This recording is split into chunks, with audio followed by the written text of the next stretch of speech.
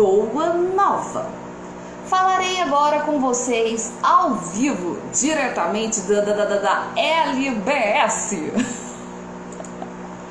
Estamos aqui diretamente da LBS para falar da música.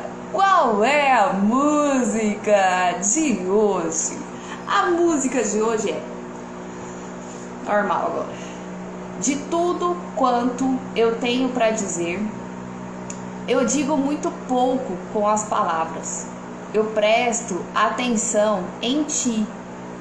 Vejo com apreço o teu andar, a imagem mais perfeita da verdade, palavra viva, vida que eu posso tocar. Deixa eu viver a boa nova, deixa eu me encontrar com esse amor todos os dias. Deixa eu viver a boa nova que me faz bem, me deixa amar sem perguntar a quem. De tudo quanto eu tenho para dizer, eu digo muito pouco com as palavras. Eu presto atenção em ti. Vejo com apreço o teu andar, a imagem mais perfeita da verdade, palavra viva, vida que eu posso tocar. Mas sou tentado a ir, adiando este dia, que é me lançar em ti e me ver completo em teu amor. Deixa eu viver a boa nova, deixa eu me encontrar com esse amor todos os dias. Deixa eu viver a boa nova que me faz bem, me deixa amar sem perguntar a quem. Também é de composição do Marcos Almeida. Gente, eu já tô até curiosa para conhecer esse Marcos Almeida. Deixa eu viver a boa nova que me faz bem, me deixa amar sem perguntar a quem. Amar a toda e qualquer pessoa. Amar sem acepção de pessoas. Aquilo que Jesus faz. Ama a todos indistintamente. Só me faltava estar.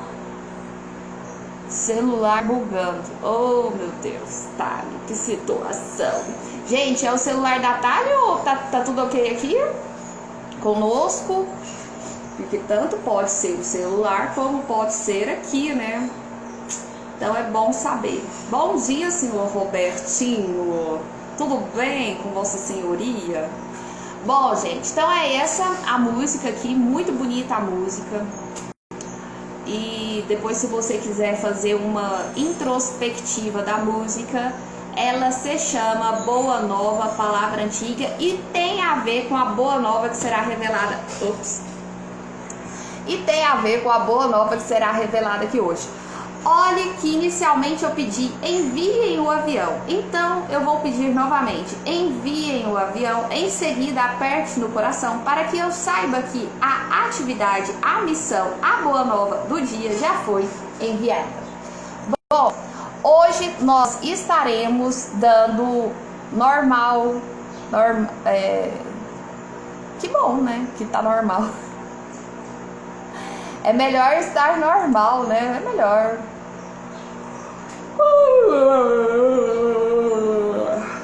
Gente, essa missão de boca é porque, infelizmente ou felizmente, eu não sei, a minha enxaqueca voltou. Minha cabeça não está muito legal. Mas, vamos lá. Hoje nós vamos fazer a conclusão, então, do nosso estudo sobre a política da opressão, que é o que a gente começou durante a semana e hoje nós iremos concluir. Beleza? Então hoje nós estaremos concluindo a ideia do capítulo 11 e do capítulo 12 de Mateus. Nossa, Lorena, só hoje, porque nós não estudamos correndo, nós estudamos aprofundando os conhecimentos. Então vamos fazer uma retrospectiva 12 e 11, 11 e 12. O que nós vimos? No capítulo 11, nós vimos que Jesus prega nas cidades. João Batista, seu primo, envia um mensageiro a Jesus porque ele estava preso e estava começando a duvidar se Jesus realmente era o Messias frente a toda a oposição que Jesus vinha levantando, o alvoroço que Jesus vinha levantando, João Batista estava preso em razão de Jesus, ao que tudo indica. E aí Jesus dá testemunho para Jesus dá testemunho de João Batista, diz quem é João Batista, revela que João Batista não foi qualquer pessoa, conta que João Batista encerra a antiga aliança. De agora em diante nós estamos falando da nova aliança. E aí Jesus vem aqui comentando sobre as cidades impenitentes, porque como se não bastasse aquela gente, aqueles religiosos que não acreditavam na pessoa de Jesus, em todos os milagres que Jesus vinha fazendo e acontecendo e revelando, e todas as verdades ditas por Jesus, aquelas cidades também não estavam recebendo Jesus conforme o esperado, né? Mais adiante, Jesus se revela o Salvador dos humildes. Jesus explica sobre João Batista. Jesus se revela o amigo dos pecadores e fala: vinde a mim todos os que estáis cansados e sobrecarregados, e eu vos aliviarei. E essa é uma boa nova já, né? Muito boa, inclusive. Mais adiante, no capítulo 12, Jesus é o Senhor do sábado, e vira uma polêmica aqui também. E aí o homem, ele vai e cura um homem da mão ressequida também no sábado. Aqui se mostra um convite quádruplo para quem está cansado, sobrecarregado e queira ser aliviado. É um convite quádruplo de Jesus. Mais adiante nós temos esse chamado de Cristo, porque ele fala: vinde. Depois Jesus se retira e fala ao Pai, né? Se afasta dali e tal. Mostra a cura de um endemoniado, cego, mudo, a blasfêmia dos fariseus. Jesus se defende, que é quando a gente viu sobre o milagre triplo. Jesus mostra o seu caráter, a humildade de Cristo é revelada. Mais adiante nós vimos sobre árvores e seus frutos, teve o lance do milagre triplo do Senhor, o exemplo da rainha de Sabá, Jesus é maior do que Salomão, o sinal de Jonas. E agora tudo isso foi visto. Se você não viu tudo isso, está salvo aqui no IGTV, está salvo no YouTube, está salvo no Facebook, está salvo nas nossas plataformas digitais. Bom, aqui agora nós vamos ver sobre a estratégia de Satanás. Nossa, vamos parar aqui agora no versículo 12, encerrando, falando sobre a estratégia de Satanás. Bom dia, Nicodemos. No versículo 43, ok? Do capítulo 12 de Mateus. Aqui fala: quando o espírito imundo sai do homem, ele anda por lugares áridos, procurando repouso, porém não encontra. Então, aqui já é uma pessoa que tem em si um espírito imundo. Então, ela tem se afastado de Jesus em razão dos pecados, porque quando você vai se aproximando cada vez mais do pecado, o seu corpo fica mais propício para as trevas. E aí, o que habita nas trevas? Esses espíritos imundos. Quando o espírito imundo, então, ele já estava naquele homem, ou seja, nele reside as trevas, não reside a luz. Em determinado momento, esse espírito sai do homem. Ele saiu do homem, ele andou por lugares áridos, procurando repouso, porém, ele não encontrou. Se esse espírito saiu das trevas, agora seria um ótimo momento para fazer uma faxina aí, né? E tirar essa sujeira toda para esse espírito não voltar. Bom, aí o que acontece? Esse espírito saiu procurando repouso, porém não encontrou. Por isso, esse espírito imundo disse: voltarei para minha casa. Olha só, ele acha que Deus me livre, né? Mas ele acha que um corpo seria o quê? A sua casa. E aí esse espírito maligno fala: vou voltar para minha casa de onde saí. Mas tendo voltado, encontra vazia, varrida e ornamentada. E o espírito maligno gosta de sujeira, gosta de coisa ruim, né? Gosta das trevas. Ele encontra essa casa vazia, varrida e ornamentada. Opa, acho que eu errei a casa. E aí então vai e leva consigo outros 7 espíritos. Por quê? Ele saiu, voltou, a casa estava bacana. Ele falou assim, ué, não dá pra entrar aqui agora não, aqui habita a luz. Então ele vem reforçado, né, com uma legião, assim vamos dizer. E aí então ele volta agora com 7 espíritos piores do que ele e entra. Aí ele entra. Mas então só um com a casa limpa não conseguia entrar. Agora ele volta reforçado e entra e habita ali. E o último estado daquele homem torna-se pior do que o primeiro. Então esse homem tinha ele fez ali uma limpeza, mas só limpou, vamos assim dizer. Ele veio um espírito maligno, não conseguiu entrar. Agora veio 7 espíritos malignos, conseguiu entrar naquele homem. O estado daquele homem agora é pior do que o primeiro. Assim também acontecerá com essa geração perversa. Vocês lembram que ontem a gente falou sobre essa geração perversa? Essa geração perversa é o quê? É aquela geração má e adúltera que ainda fica pedindo sinais de Jesus, ainda não tem o coração aberto verdadeiramente para Jesus. Embora Jesus tenha se revelado o tempo todo, essa geração má e perversa, ela não abriu seu coração para Jesus. Ela não anda em conformidade com aquilo que Jesus revelou.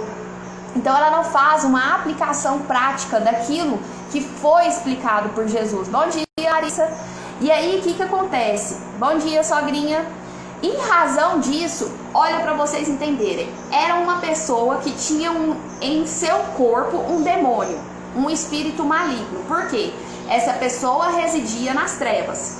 Aí o que acontece? Essa pessoa passou por uma libertação, por um exorcismo, vamos assim dizer. Esse espírito maligno saiu dessa pessoa, saiu. Nesse momento, então, as trevas saiu dessa pessoa, essa pessoa mudou a sua aparência, né? Limpou o seu corpo, retirou todas as trevas, retirou toda a sujeira. Beleza, o seu corpo agora está limpo. Só que de nada adianta o seu corpo estar limpo se o seu coração de fato não estiver convertido, não estiver voltado para o Pai. Por quê? O que aconteceu? Você não está verdadeiramente blindado contra o mal. Aí esse espírito maligno saiu, ficou andando, perambulando por aí, não achou outro corpo para ele entrar, volta. Chega e fala, opa, a parada aqui tá limpa, eu não gosto de lugar limpo, eu gosto de lugar sujo mesmo. Ele fala assim, não vou conseguir entrar nesse lugar limpo aqui não, vou chamar mais gente. Aí ele chama mais 6 espíritos malignos, então agora ele vem em 7. Ele chega e entra. Mas por que ele entrou? Porque você não está blindado pelo poder do Espírito. Você aceita Jesus, mas aceita de boca. Você não está revestido do poder do Espírito Santo, porque você não vive realmente essa realidade.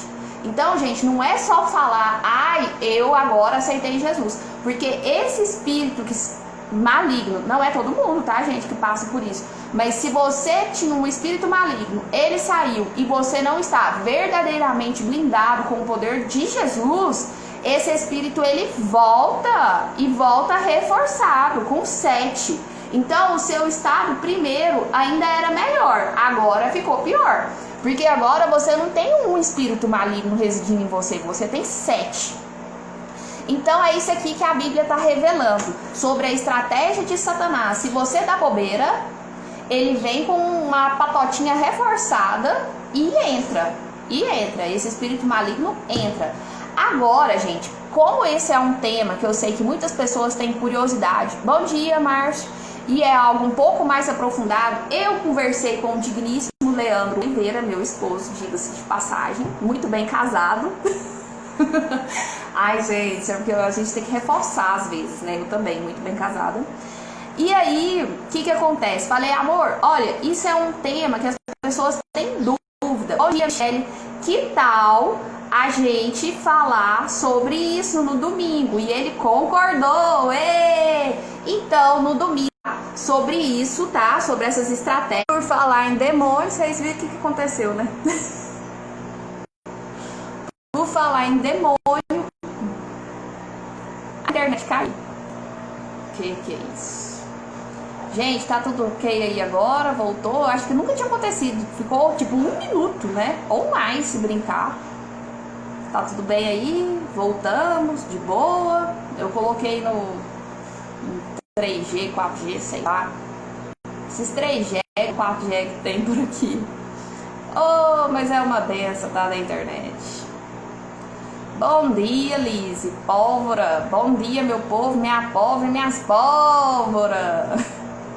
Minhas pólvora. Tinha que falar pólvora. Gente, então vamos voltando. Então, o fato é, achava que era minha internet. Não, o negócio foi aqui mesmo. Eu tive que sair do Wi-Fi e pôr no jack. Saí do Wi-Fi e pus no jack. 3 jack, 4 jack, sei lá.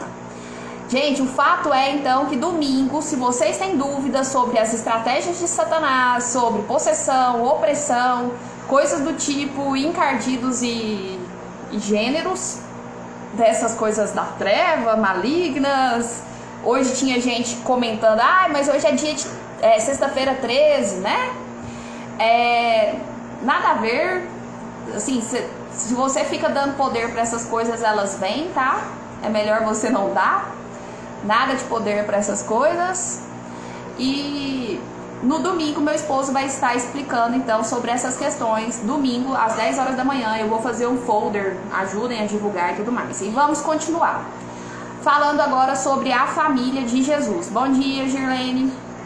Olha só, aqui no versículo 46 do capítulo 13 nós fala sobre o seguinte: falava ainda Jesus ao povo, e eis que sua mãe e seus irmãos estavam do lado de fora, procurando falar-lhe. E alguém lhe disse: tua mãe e teus irmãos estão lá fora e querem falar-te. Porém, ele respondeu ao que lhe trouxera o aviso: quem é minha mãe? E quem são meus irmãos? Jesus perguntou isso para as pessoas, né? E estendendo a mão para os discípulos, disse: eis minha mãe e meus irmãos, porque qualquer que fizer a vontade de meu Pai Celeste, este é meu irmão, irmã e mãe. Então, por que eu falei que a conclusão hoje ia ser com uma certeza, a conclusão de hoje ia ser com uma boa nova, gente? Eu achei muito bonito isso aqui, porque eu nunca tinha parado para pensar dessa forma. Que foi, Lise? que foi aqui, gente? Dessa forma aqui, Jesus nos chama de irmãos. Jesus nos chama de irmãos e Ele nos santifica. E mesmo aqueles que ainda não sabem que Jesus nos chama de irmãos, Jesus nos chama de irmãos de uma forma geral. Ele não faz acepção, você é meu irmão ou você não é meu irmão. Ele nos deu de graça essa recompensa de ser seu irmão, e esse privilégio de poder ser chamado de seu irmão, independente da gente aceitá-lo, recebê-lo em nossas vidas e viver em conformidade com aquilo que ele nos ensina. Independente disso, Jesus nos abraça como irmãos. Mesmo aqueles que não sabem que ele nos abraça como irmãos, ele considera a todos nós como irmãos. Eu achei isso tão bonito. Talvez você já tivesse essa mentalidade, mas esse benefício da graça de Jesus que alcança a todos nós, né? Ele não tem vergonha de nos chamar de irmãos. Nós pertencemos à família de Jesus. Nós temos Jesus como irmãos. Nós somos filhos do Pai e somos co-herdeiros em Cristo deste reinado, né? Você é filho de Deus, você é irmão de Jesus, você é filho do homem absoluto, daquele homem que todas as coisas subsistem, que a gente fala de homem, mas que não necessariamente teria esse arquétipo, a gente não sabe como é Deus, né? E na cruz todos os significados se encontraram. Jesus morreu por todos os seus irmãos, pela explosão de amor, né? Que ele teve, que Deus teve por nós, e nós somos os seus irmãos. Às vezes eu questiono, eu acho que meus irmãos não veem minha live mesmo. Às vezes eu questiono, porque assim, eu tenho uma irmã por parte de pai, eu tenho uma irmã por parte de pai, eu tenho um irmão por parte de pai e eu tenho uma irmã por parte de mãe. E aí eu falo assim pra Deus, eu não tenho nenhum irmão totalmente irmão, e meus irmãos, a gente não foi criado junto. Então assim, sabe aquela sensação de meio que abandonada de irmãos, assim, de não ter essa proximidade, né, com irmãos. Eu tenho 3 irmãos, mas eu não tenho eles próximos de mim, a gente não tem essa irmandade assim, próxima, né? Pelas circunstâncias da vida, por incrível que pareça, os mais distantes ainda assim são os mais próximos. É muito doido. Mas quando eu fiquei sabendo disso aqui, gente, às vezes a gente se sente órfão de pai, e nós temos o Pai Celeste. Às vezes você se sente órfão de mãe, e você tem no pai, Deus, essa figura afetiva que engloba todas as suas afetividades. Você não precisa se sentir mal por questões afetuosas, porque Deus preenche todas essas lacunas de afeto que existem em você. E aí eu fiquei muito feliz de saber que Ele também preenche essas lacunas da irmandade. Jesus preenche essa lacuna que às vezes você tem de pensar, eu não tenho um irmão. Eu já vi pessoas que de fato não têm irmão se sentirem assim, mas eu não tive, ou eu não tenho um irmão. Então agora, toma posse dessa graça, dessa bênção que é saber que Jesus é seu irmão e que Jesus não tem vergonha, hora nenhuma, independente do seu caráter, independente da sua postura, de te chamar de irmão. Ele não se envergonha de você em hipótese alguma. Ele se posiciona assim a favor de ti como seu irmão. Ele luta a favor de ti, as suas batalhas como irmão, nessa postura de irmão. E aí você tendo essa consciência de que você faz parte da família de Jesus, que você faz parte da família de Deus, o que te falta? Isso lhe basta, isso lhe é o suficiente. Me sinto muito amada por Deus. Somente os religiosos não nos consideram como irmãos. Tem um pouco disso mesmo. Aí eles ficam, irmãos é só quem aceita Jesus lá na igreja. Não é, né? Então o que a gente entende é que Jesus, na verdade, ele alcança toda e qualquer pessoa com a sua graça, com a sua irmandade. Ele morreu por todos nós ali na cruz. Ele estava disposto a morrer por todos nós, por amor a seus irmãos. E ele morreu. E aí, no momento em que ele morreu, gente, e ressuscitou ao 3º dia, Jesus não morreu só por mim e por você, porque nós aceitamos Jesus lá na frente da igreja. Ele morreu por toda e qualquer pessoa, porque não é mérito nosso. Não foi por mérito meu e seu que a gente recebeu a salvação que vem do Pai. Foi pelo mérito do próprio Jesus que morreu por todos nós. E isso nos veio de graça. Então o que a gente pode fazer para merecer isso? Receber Jesus lá na frente? Não, a gente não pode fazer nada. Porque o que é de graça é de graça. Isso alcança a todos indistintamente e de graça. Então uma coisa que é recebida de graça, você não pode cobrar por ela como se a salvação no céu tivesse um preço. Você não pode cobrar por ela, você não pode impor regras por ela, porque o que já foi dado de graça, homem nenhum pode cobrar por essa graça.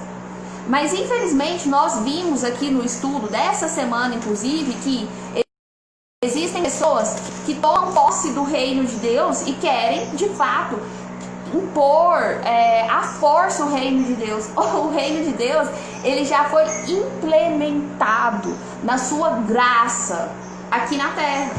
Não tem como você vir colocando isso com poder, não, porque você não tem poder nenhum para isso. Só que as pessoas ainda acreditam. E aí o que eu quero deixar muito claro para vocês é que, independente de você acreditar ou não em Jesus, ele te tem por irmão. Independente dos seus olhos serem abertos ou não para Jesus, ele te tem como irmão. Ele proclama a salvação e ele levou cativo todo o cativeiro. Sabe o que isso significa? Ele libertou todos aqueles que estavam presos, independente de quem seja. Ele declarou o seu senhorio em todas as dimensões. Porque não pense você que o mundo só existe aqui, nessa terra. Isso é uma limitação, de uma mente muito pequenininha. Porque um dia eu até questionei pro Caifás, falei assim, Caifás,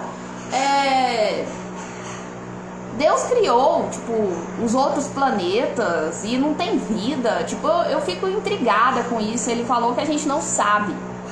Mas com certeza a gente não pode ter essa visão voltada pro eucentrismo, como se tudo existisse em função da Terra, porque não é. Nós só somos mais um grão de areia nesse cosmos, gente. Então, esse aqui é o reino Terra, mas podem existir outros tantos reinos. A gente só não sabe. Então não tem essa mente aí totalmente fechada, não. Porque existem dimensões, galáxias, tantas outras que a gente não sabe, mas a gente, por exemplo, a gente não vê, mas existem outras tantas dimensões. Então, o que a gente detém de conhecimento é um grão de areia, né? Frente à imensidão deste oceano que pode ser o mundo, trazendo assim só para sua visão, para você enxergar um pouco.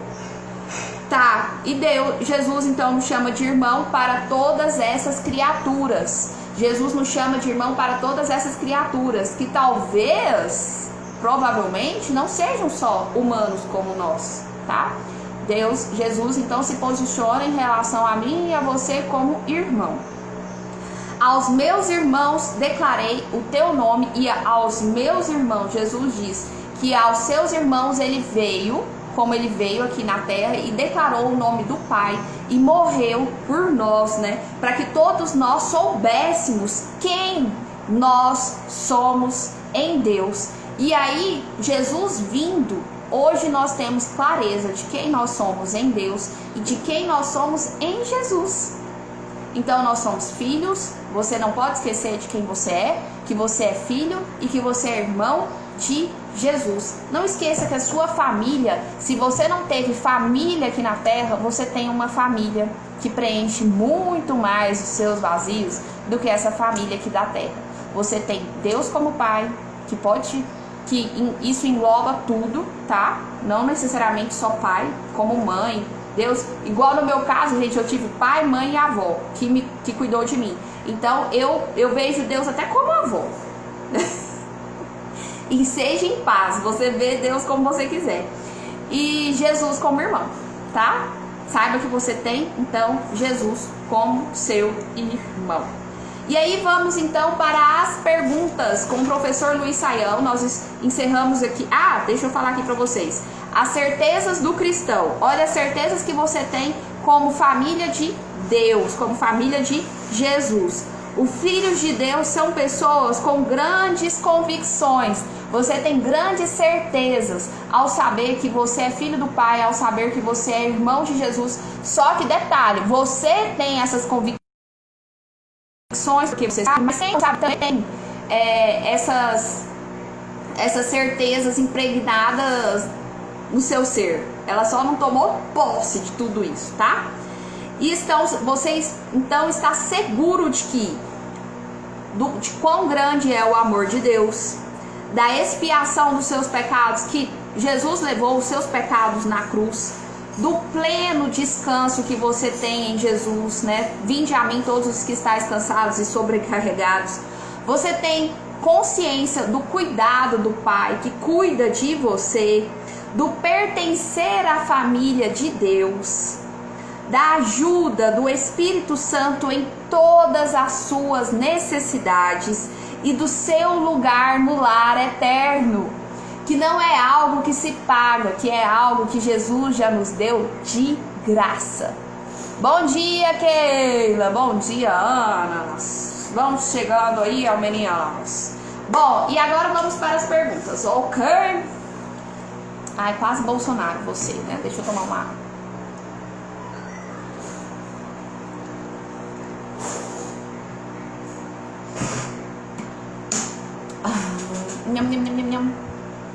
Bom dia, atrasado, estava em um congresso, mas depois vejo o que faltou. Sim, veja mesmo, Keila. Porque estudar é sempre muito bom. Bom, agora vamos lá. Como entender... Bom dia, Aninha. Como entender que o reino de Deus é tomado à força? Eu falei sobre isso aqui pra vocês, tudo, né? Já vamos para as perguntas. Não, hoje era bem dizer só uma recapitulação de tudo que a gente estudou essa semana, Keila. Por isso que a gente já tá indo para as perguntas, tá bom? Então, o que eu falei em relação ao reino de Deus aqui pra vocês, que ele é tomado à força? Isso aqui está lá no capítulo 11, versículo 12. O contexto desse estudo aqui era a perseguição. Ainda falei pra vocês sobre João Batista sofrendo por causa da sua relação com Jesus, com a intolerância que começou a existir, com a oposição, a perseguição dos envolvidos, né, ao reino de Deus. E o reino de Deus, ele acabava sendo tomado à força por aquelas pessoas que violentavam contra si mesmos. Porque no momento em que você quer tomar o reino de Deus, você está causando uma violência contra você mesmo. Porque no momento em que você entende que você é pertencente à família de Deus e você está querendo tomar o reino de Deus para você mesmo, a luta que você está travando é contra você mesmo. Você está negando o reino dos céus contra você mesmo. E existem, infelizmente, muitas pessoas querendo tomar o reino de Deus à força, querendo esse reino de Deus para elas mesmas, achando que elas não têm dependência de Deus, achando que são independentes, achando que podem ser generais dos seus próprios reinos. Então, existem várias vertentes, se você parar para analisar sobre essa questão aqui de tomar o reino de Deus à força, tanto em relação a você mesmo, como algumas religiões, inclusive, que acaba pegando o reino de Deus e querendo tomar à força algo que já foi dado de graça. Pergunta 2. Se Deus ordenou o sábado, por que Jesus o quebrou, arranjando uma grande confusão? Jesus vem aqui e vai até um campo e colhe espigas de milho, mais os seus discípulos para comer no sábado. Caraca, estava com fome, não podia trabalhar, tinha que passar fome. E aí Jesus começa a ser questionado pelos fariseus, saduceus, os intelectuais religiosos daquela época. O que acontece? Jesus pega e fala, será por acaso o sábado maior do que o próprio Jesus? Né? Ele não fala com essas palavras, mas ele fala quem ele é, né? Assim, de uma forma bem humilde, porque Jesus tinha humildade. Se eu fosse Jesus, eu não era humilde desse tanto não, gente. Eu ia me achar que eu era Jesus. Bom, aí... Brincadeira, é por isso que eu não sou. Aí o que acontece? Jesus vai e cura uma pessoa no sábado. Mas aí Jesus explicou, gente, o sábado é dia do descanso. O sábado foi instituído por Deus, sim, como dia do descanso, foi. Só que essa ideia de não poder fazer absolutamente nada no sábado, não foi isso que Deus disse quando ele criou o sábado. Ele falou que era o dia do descanso, mas para você, talvez, o descanso é servir o seu irmão. E Jesus tinha esse tipo de postura, de querer cuidar do seu próximo, de servir seu irmão no sábado. E aí os religiosos, que já estavam a todo custo querendo armar armadilhas contra Deus, né? Contra Jesus, eles vinham aqui com pedras nas mãos mesmo, esperando Jesus só cair para poder prender Jesus, matar Jesus e etc e tal. E aí Jesus pega e cura realmente uma pessoa que tinha a mão ressecada no sábado. E ele deixa muito claro que a postura dele é de curar no sábado. E isso não era algo ruim. Assim como os sacerdotes, os próprios fariseus, os doutores da lei lá, também estavam nas suas sinagogas trabalhando dia de sábado. Então Jesus pega e fala assim, vocês não caem em contradição por isso? Vocês não estão nas sinagogas trabalhando dia de sábado? Por que é que eu não posso curar dia de sábado? E aí ele pega e fala, Deus instituiu domingo, assim, não com essas palavras, né? Mas Deus instituiu o sábado, sim, como dia do descanso, mas eu sou maior do que o sábado. Ele não fala que ele é maior que Deus, ele fala que ele é maior que o sábado, ao ponto de poder sim fazer boas coisas no sábado. Não foi proibido isso. Quem colocou esse tipo de proibição foi o próprio homem, tá bom? Então, aqui o sábado faz parte da teologia da criação, sim. Jesus, como Senhor da criação, tem autoridade para falar sobre o sábado. E a discussão aqui não existe com essa ideia da proibição de fazer alguma coisa no sábado. Eles começam a questionar o fato de Jesus curar no sábado. Mas eles estão questionando só porque eles querem questionar a todo custo mesmo, para poder pegar Jesus pela boca, né? Para poder prender Jesus, matar Jesus. Então, a proibição aqui, ela extrapola o Antigo Testamento. Por que ela extrapola? Porque eles vêm com essa ideia que como se não pudesse curar no sábado. E hora nenhuma Deus, quando instituiu o sábado como descanso, disse isso. Mas aí já é uma lei civil, já é uma lei dos homens, que vem falando como se Jesus, como Deus, tivesse instituído, como se Deus tivesse instituído que não poderia curar no sábado, quando na verdade não é isso. Ele não disse isso. Isso aqui é uma atitude dos religiosos da época contra Jesus, que vai muito além então do Antigo Testamento, que estava entrando nas tradições construídas pelo próprio judaísmo, posteriores a Deus, tá? O sacerdote estava trabalhando no sábado e nem por isso ele era condenado. Então Deus pega e fala, Jesus fala, né, que Deus quer misericórdia e não sacrifício. Jesus, então, aqui, ele não está indo contra Deus, né? E nem contra a lei, mas ele está questionando as leis criadas pelos homens após que instituía que no sábado você não podia nem curar, que no sábado você podia ficar com fome. Ele fala, inclusive, de uma ovelha que caiu num buraco, que essa ovelha, você ia deixar ela no buraco até domingo, porque hoje era sábado? Não, né? Então ele faz algumas... Jesus sempre questionava, ao invés de responder já diretamente, porque como ele sonda o coração de todos, ele sabia exatamente qual era a intenção daqueles fariseus e saduceus, e por essa razão ele não afirmava nada. Ele deixava que aquele povo mesmo pensasse as asneiras que eles estavam falando, tá? Então aqui ele vem questionando a atitude puramente humana. Ele não está hora nenhuma questionando o fato de Deus ter instituído o sábado como dia do descanso, tá bom? A forma de descanso de Jesus era curando, então, inquestionável, né? Tá tudo bem aí? Entenderam? Às vezes eu falo muito rápido, né? O verso 31 fala das blasfêmias contra o Espírito Santo. O que significa esse pecado que não tem perdão? A gente viu lá, né, que os doutores da lei, os intelectuais religiosos, os fariseus e saduceus da época, eles falaram que Jesus, na verdade, não expulsava demônios em nome do Espírito Santo. Jesus expulsava demônios em nome de Beelzebul, que era o maioral dos demônios. Pensa que baboseira. E aí, realmente é sério, gente. Realmente aqui Jesus vai e explica sobre essa questão da blasfêmia. A blasfêmia contra o Espírito Santo, ela não tem perdão. Realmente isso é muito sério. Os fariseus, depois de ver todos esses milagres, ainda falam uma baboseira dessa, de que Jesus, na verdade, expulsava demônios em nome de Beelzebul. Bom dia, Wilson. Bom dia, Alan.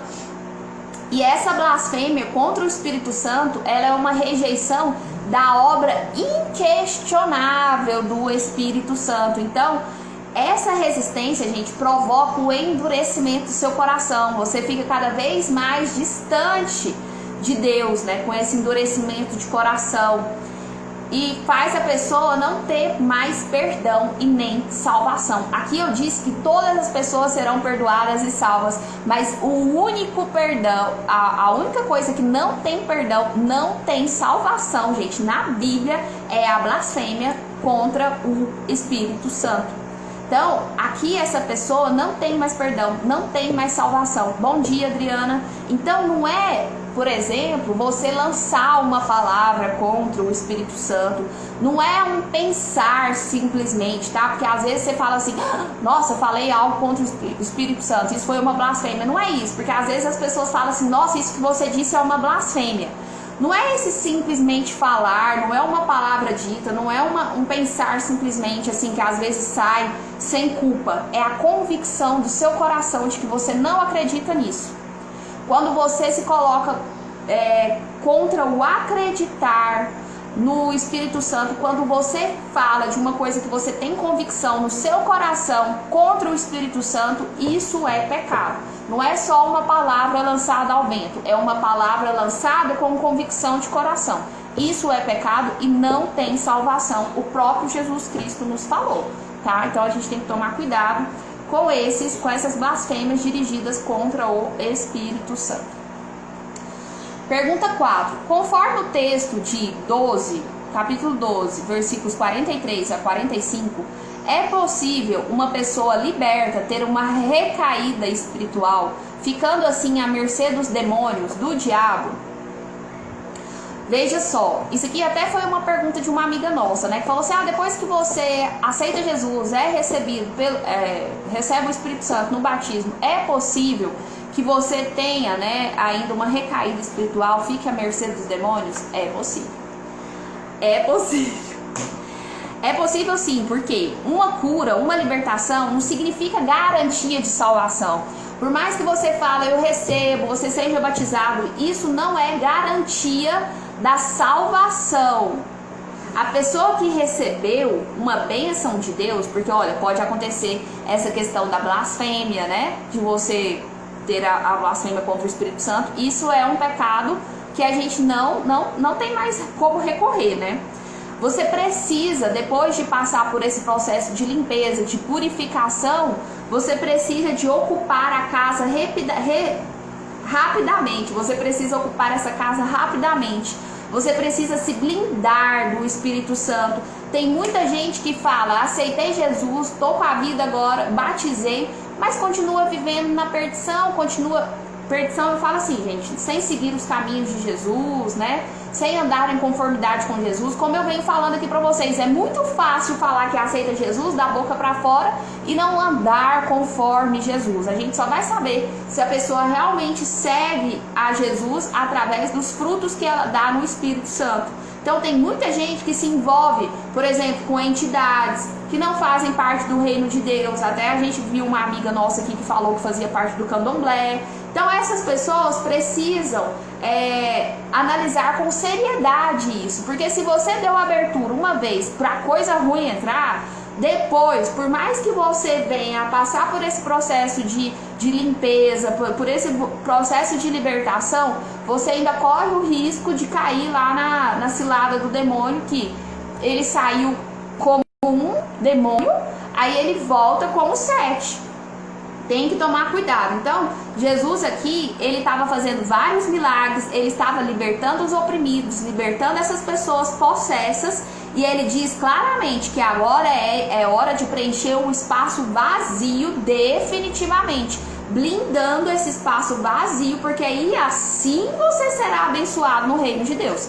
Assim você não abre mais brecha para Satanás na sua vida. Mas se você não estiver blindado, e uma vez, se você já teve, por exemplo, uma possessão, um espírito aí no seu corpo, se você não se blindar, há sim essa possibilidade de você voltar a ficar possesso. E aí, como eu disse para vocês, no domingo, às 10 horas da manhã, meu esposo vai estar explicando sobre possessão e opressão demoníaca, tá? Essas coisas aí que ele explica, e eu não vou explicar não, porque eu não sei.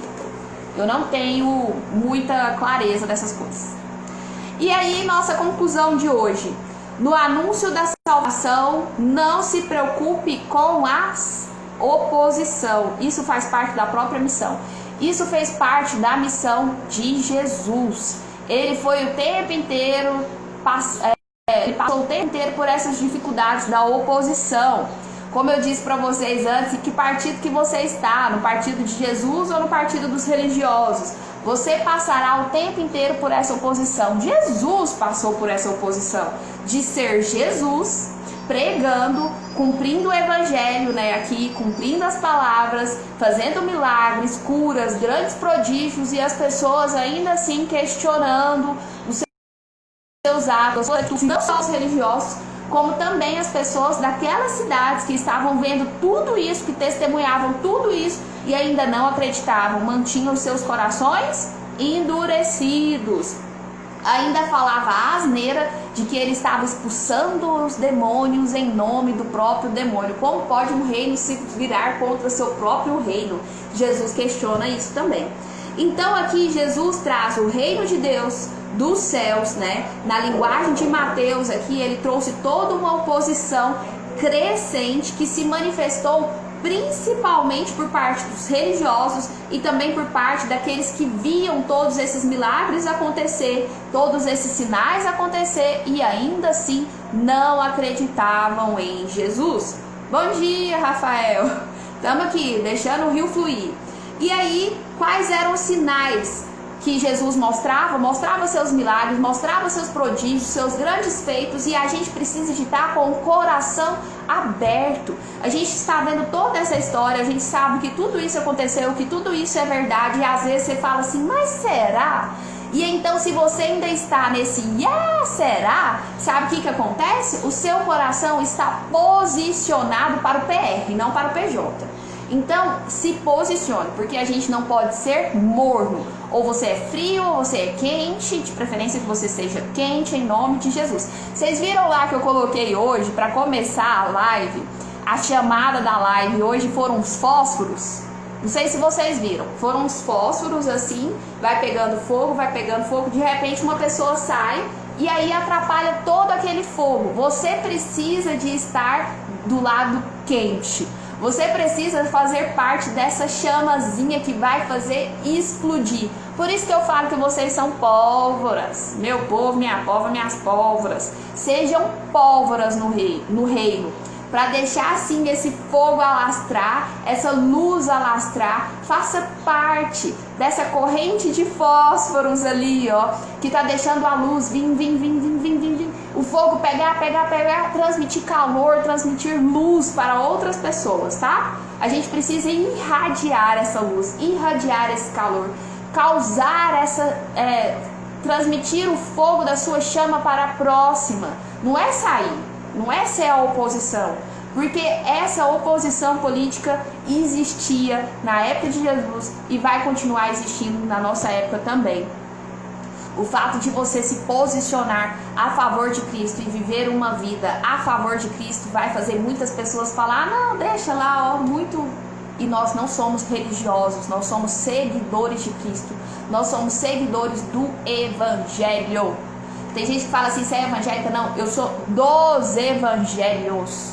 Eu não sou mais católica, eu não sou mais evangélica, eu sou do Evangelho de Jesus. Quem tá comigo? Quem tá comigo? Porque eu sigo a Jesus, porque eu modelo Jesus, eu não modelo Salomão, eu não modelo Jonas. A gente viu isso aqui na palavra também. Modele Jesus, porque Jesus é quem instituiu a nova aliança e eu vivo na nova aliança. Eu não quero antiga aliança para mim, eu não quero reinado na terra, eu quero reino eterno, entendeu? E aí então talvez você fique preocupado, mas eu queria uma vida mais tranquila, eu só queria paz. Jesus não teve. Jesus não teve. Raquel, bom dia. Jesus não teve essa tranquilidade de água fresca, de sombra. Porque, gente, as dificuldades vão existir, a oposição vai existir, mas você fica tranquilo. Você fica tranquilo, porque você sabe em quem você está firmado, você sabe quem é o seu refúgio. Nós estamos refugiados em Deus. Ele é o nosso abrigo, nós fazemos parte da sua família. Jesus não tem vergonha de nos chamar de irmãos. A toda e qualquer pessoa, Jesus te chama de irmão. Independente de você aceitar ou não, ele te tem por irmão. Então, essa oposição vai existir. Você quer essa vida tranquila? Essa tranquilidade vai existir em Deus, mas as dificuldades vão vir. Nós necessariamente vamos enfrentar dificuldades, faz parte da vida, fez parte da vida de Jesus, vai fazer da parte da sua, da minha. A luta existe, mas no final você vai entender do fundo do seu coração que no anúncio da salvação não há por que se preocupar com a oposição, porque isso faz parte da própria missão. Isso fez parte da missão de Jesus e faz parte da nossa missão também. Termina aqui o nosso estudo. A gente ainda tem muito mais a estudar na semana que vem. Então sintonize sempre com a gente neste mesmo bate-horário. Deixa eu falar para vocês o que vai ser o estudo da semana que vem. Na semana que vem nós vamos estudar capítulo 13 de Mateus. Nós vamos falar sobre o reino ilustrado. O reino ilustrado. E aí, como eu disse para vocês, amanhã eu não tenho certeza, porque a pessoa não confirmou, mas ao que tudo indica, às 10 horas da manhã, amanhã eu tenho live com o Kleber, não é certeza, mas de toda forma amanhã eu tenho live às 10 horas, se não for com o Kleber é comigo mesmo, e convidados. E no domingo nós teremos live sobre opressão e possessão maligna com o meu esposo às 10 horas, tá bom? Se você tem curiosidade sobre esse assunto, estamos juntos e concluímos o nosso estudo. E é isso, meu povo, minha pova, minhas pobras. Vão aí pegar fogo mundo afora. Beijo, fica com Deus e vai cuidar da sua vida, que eu também vou cuidar da minha. Fazer almoço. Fui!